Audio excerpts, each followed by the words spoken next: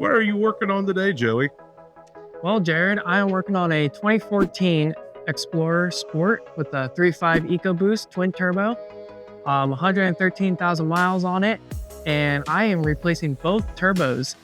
Customer came in complaining about excessive smoke from tailpipes and no power, so scanned the codes, had an underboost code, and pulled some of these induction tubes off. Found excessive play on both turbine shafts in the turbos, and so we're gonna go ahead and slap some new turbos, new lines, make sure the filter and oil is changed. Because if you got some dirty oil and you don't take care of your oil changes, that's the worst thing that can happen on a turbo. So if you come in here and look inside of the exhaust port on the turbo, you can see the turbine shaft having very, very excessive play. After I took off the induction tubes, I saw that the nut for the impeller shaft on both of them ended up on the floor.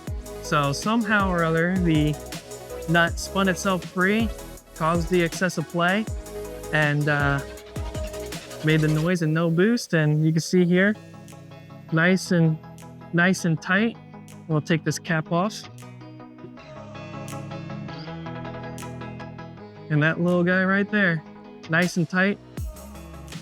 Make sure there's no play and get you the boost you need. Make sure your maintenance is on key and done every 5,000 interval for your oil changes so you can prevent further damages like this.